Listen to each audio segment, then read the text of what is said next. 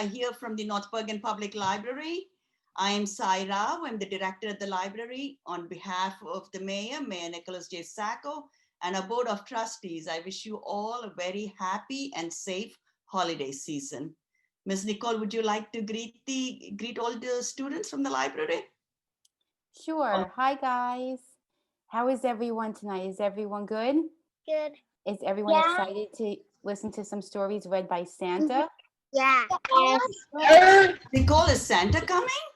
Santa is coming. Are you guys ready? Santa is here. He's in the gate. I Should think we he call is for Santa here. to join us? Should we ask him to come? Santa is here. Santa's here. Can you say loud, nice and loud, Miss Santa, come on, let's see you. Santa, let's go. Come on. Santa, we can't come. Santa, come fast. Santa, come Oh, look who's there. See you all. Oh, it's so good to see you. I'm wondering perhaps we could take a few moments to read something from the book. I have my book right here. The story, it's actually a poem, is called The Night Before Christmas. Does anyone know that? I've heard of it. I know the story. Raise your hand. Hi, Santa. If you like it, raise 2 hands. I think I heard it. Yes, indeed. Before we read, I want everyone to stand up for a moment and shake out the wiggles. Shake out like so. Shake, shake, shake. And we got to get you guys. I want you to clap a few times. Get the blood going. Good. And I want you to join me. I'm going to say Merry, and then you yell Christmas. Are you ready? Yes. Merry, you say Christmas. Ready? Merry Merry Christmas.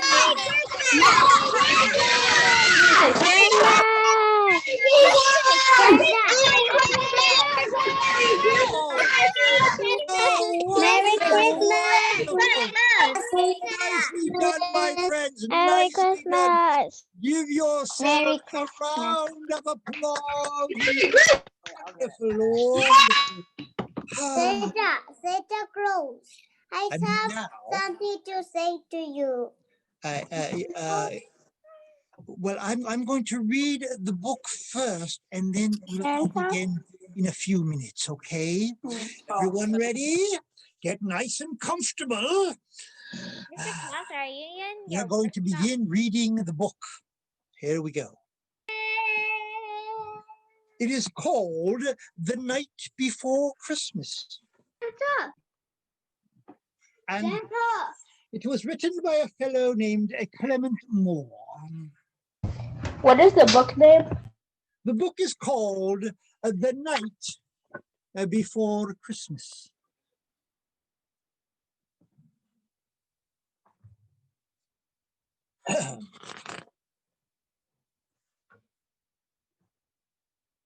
Was the night before Christmas, and all through the house, not a creature was stirring, not even a mouse. The stockings were hung by the chimney with care, in hopes that Saint Nicholas soon would be there. I think I read this book today. You've heard it, oh good. The children were nestled all snug in their beds, while visions of sugar plums danced in their heads. Can you show me the picture? And Mama in her kerchief and Papa in his cap had just settled their brains for a long winter's nap. Well, out on the lawn, there arose such a clatter, they sprang from the bed to see what was the matter. Away to the window they flew like a flash, tore open the shutters and threw up the sash. The moon on the breast of the new fallen snow gave the luster of midday to objects below, when what to their wondering eyes should appear but a miniature sleigh and 8 tiny reindeer. With a little old driver so lively and quick, they knew in a moment it must be Saint Nick.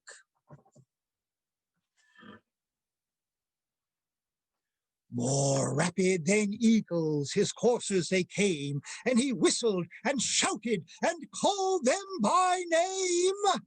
Now Dasher, now Dancer, now Prancer and Vixen. On Comet, on Cupid, on Donder and Blitzen. To the top of the porch, to the top of the wall, now dash away, dash away, dash away all. As dry leaves before the wild hurricane fly, when they meet to an obstacle, mount to the sky, so up to the housetop the coursers they flew, with a sleigh full of toys, and Saint Nicholas too.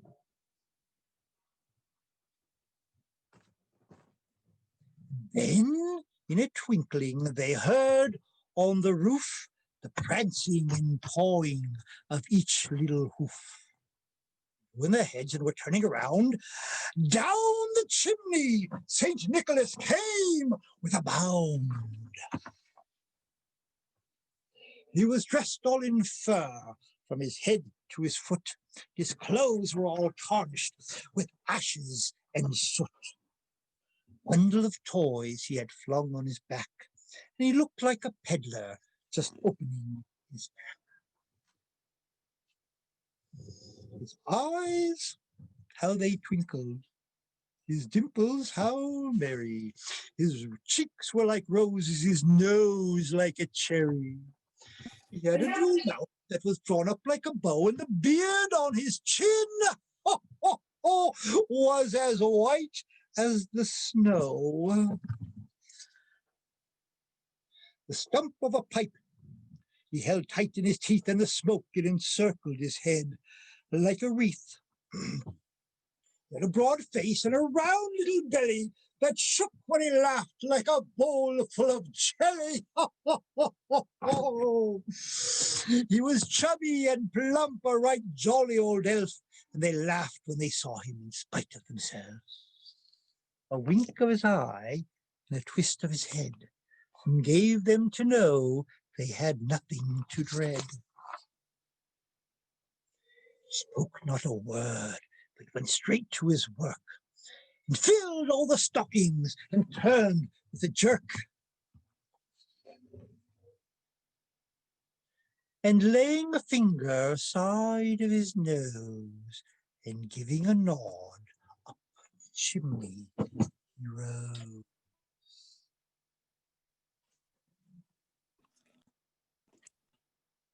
He sprang to his sleigh, to his team gave a whistle, and away they all flew down the thistle. But I heard them exclaim ere they drove out of sight, "Merry Christmas to all, and to all a good night." Ho, ho, ho, ho, ho. I love that poem, don't you?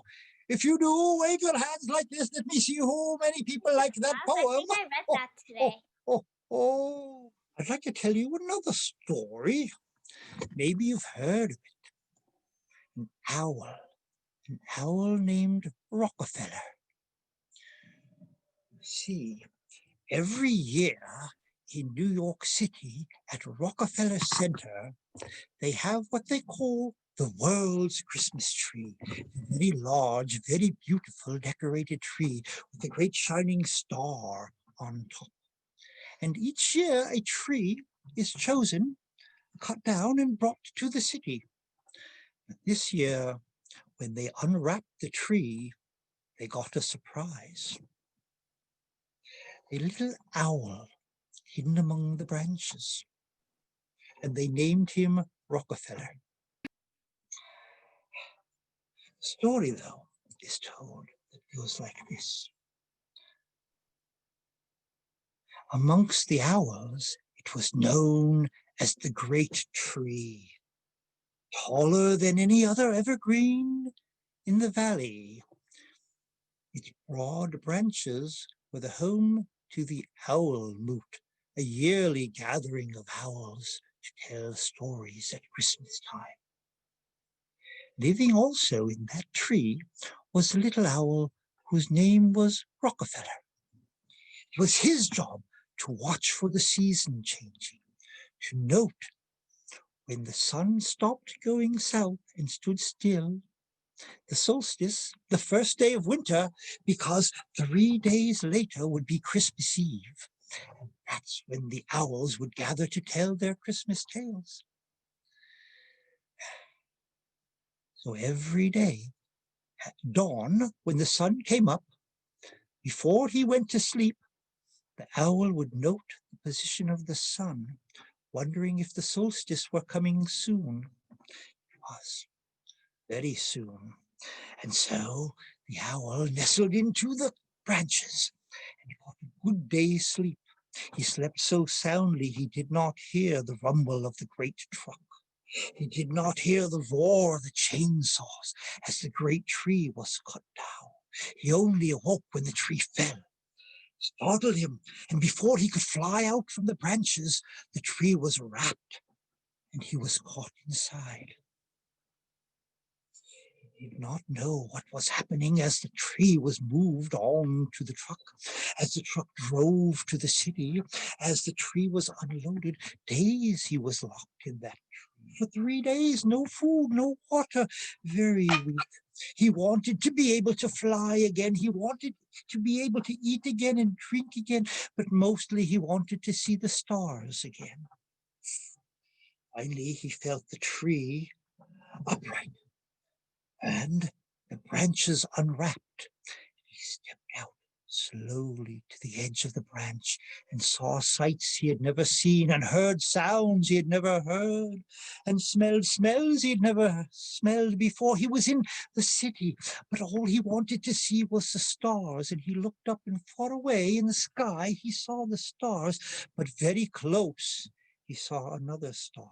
It was about so big and sparkled with 1,000 crystals. It was the tree topper for the world's Christmas tree he saw.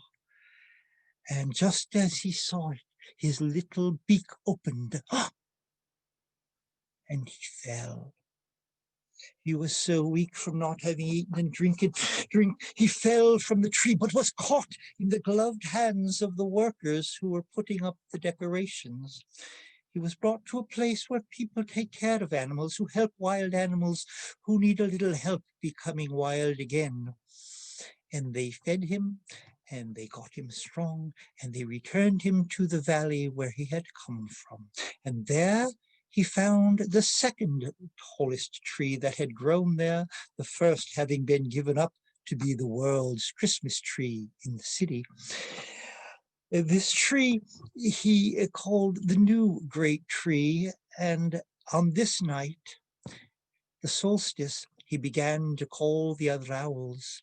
And on Christmas Eve, they would gather for the owl moot, and they would tell tales, the ancient tales of Christmas time, of the star in Bethlehem, of good Saint Nick, of reindeer flying over the North Pole, but they would also tell tales of their adventures. And little Rockefeller before this had never had an adventure to talk about, but this year he certainly did.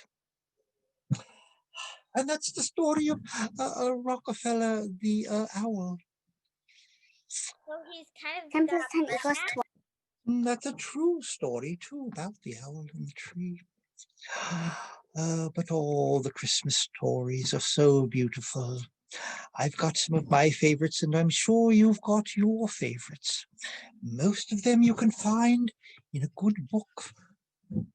And a place to find a good book, does anyone know? The library. The library, of course. And The library. I'm thinking perhaps not this year. This year In the we meet on library. Zoom, but next Christmas perhaps we can all meet there again. And we'll sing the songs and tell the tales and do all the things that help make Christmas what it is, the most magical time of the year. So I do have to get back to work soon. There's so much to do at the North Pole. I have all your letters. Who've sent me letters, or if you sent me an email, or if you've just thought in your head what you would like for Christmas. As long as you remain on the nice list and don't get yourself on the naughty list, on Christmas Eve, after you're asleep, of course, I'll be coming with presents for each and every one of you. And I know each and every one of you have in your mind some things you would like for Christmas. And perhaps you'll get that, or perhaps you'll get something else. But I think each and every one of you are going to be very happy on Christmas morning. If you wouldn't mind, I know some of you do, and some are perhaps thinking about it. Before you go to bed on Christmas Eve, if you have an extra cookie or two, you might leave that out on a plate for me. I'm quite fond of cookies, you see, and all that traveling around the world is very hungry work and thirsty work too. If you want to add a glass of milk with the cookie, leave out some cookies and milk for Santa. I always appreciate that, and I thank you very much in advance for those who do that. And some even leave a little something for the reindeer, a carrot or a bucket of water, some do. Santa Claus? Whatever your Christmas traditions are, however you celebrate, I hope you have a most wonderful Christmas this year.